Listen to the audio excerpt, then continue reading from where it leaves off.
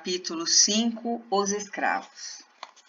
Certo dia, preparava-se numa das esferas superiores do infinito o encontro de Ismael com aquele que será sempre o caminho, a verdade e a vida. Por toda parte abriam-se flores evanescentes, oriundas de um solo de radiosas neblinas. Luzes policrômicas enfeitavam todas as paisagens celestes, que se perdiam na incomensurável extensão dos espaços felizes. Rodeado dos seres santificados e venturosos que constituem a corte luminosa de seus mensageiros abnegados, recebeu o Senhor, com toda a sua complacência, o emissário dileto do seu amor nas terras do cruzeiro. Ismael, porém, não trazia no coração o sinal da alegria. Seus traços fisionômicos deixavam mesmo transparecer angelical amargura. Senhor, exclama ele, sinto dificuldades para fazer prevaleçam os vossos desígnios nos territórios onde pairam vossas bênçãos dulcificantes. A civilização que ali se inicia sob os imperativos da vossa vontade compassiva e misericordiosa, acaba de ser contaminada por lamentáveis acontecimentos. Os donatários dos imensos latifúndios de Santa Cruz fizeram-se à vela, escravizando os negros indefesos da Luanda, da Guiné e de Angola. Infelizmente, os pobres cativos, miseráveis e desditosos, chegam à pátria do vosso evangelho como se fossem animais bravios e selvagens, sem coração e sem consciência. O mensageiro, porém, não conseguiu continuar. Soluços divinos lhe rebentaram do peito opresso, evocando tão amargas lembranças. O divino mestre, porém, cingindo seu coração augusto e magnânimo, explicou brandamente. Ismael, asserena teu mundo íntimo no cumprimento dos sagrados deveres que te foram confiados. Bem sabes que os homens têm as suas responsabilidades pessoal nos feitos que realizam em suas existências isoladas e coletivas. Mas, se não podemos tolher-lhes aí a liberdade, também não podemos esquecer que existe o Instituto Imortal da Justiça Divina, onde cada qual receberá de conformidade com seus atos. Havia eu determinado que a terra do cruzeiro se povoasse de raças humildes do planeta, buscando-se a colaboração dos povos sofredores das regiões africanas. Todavia, para que essa cooperação fosse efetivada sem o atrito das armas, aproximei Portugal daquelas raças sofredoras sem violência de qualquer natureza. A colaboração africana deveria, pois, verificar sem abalos perniciosos no capítulo das minhas amorosas determinações.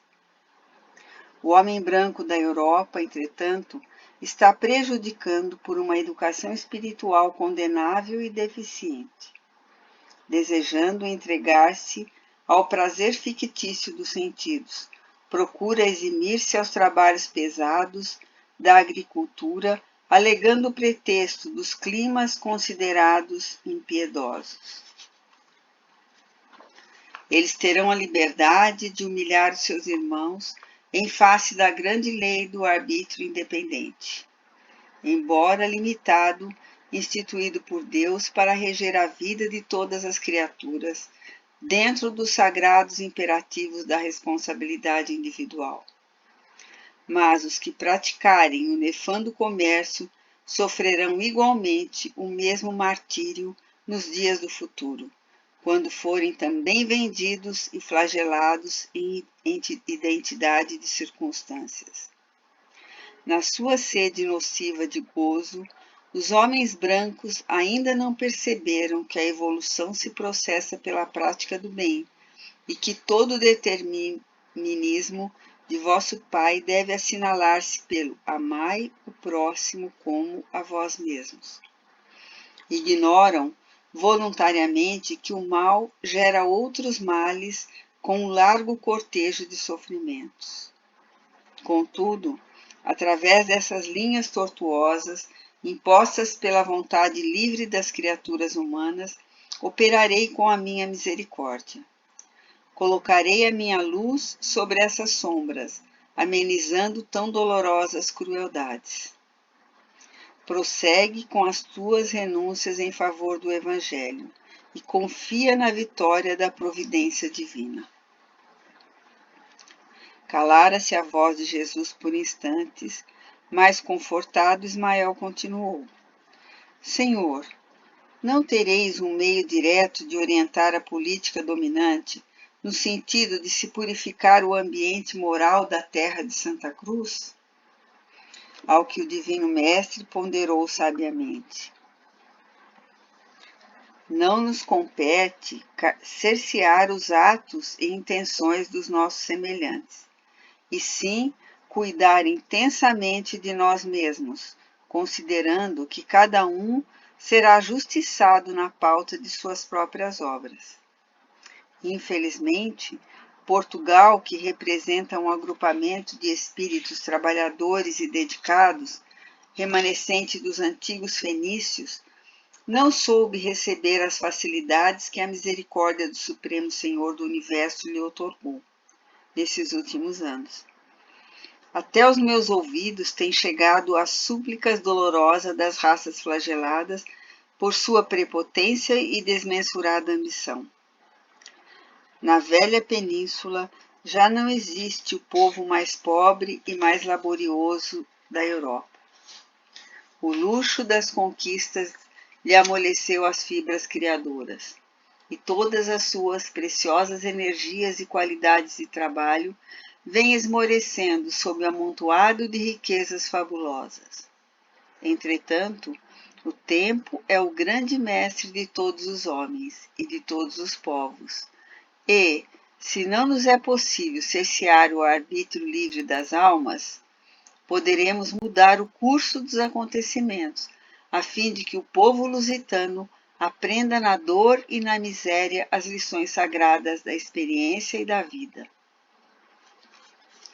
Ismael retornou à luta cheio de fervorosa coragem, e os acontecimentos foram modificados. Os donatários cruéis sofreram os mais terríveis reveses no solo do Brasil. Os tupinambás e os tupiniquins, que se localizavam na Bahia e haviam recebido Cabral com as melhores expressões de fraternidade, reagiram contra os colonizadores, transformados para eles em desalmados verdugos. Lutas cruentas desencadearam contra os brancos, que lhe despravavam os costumes.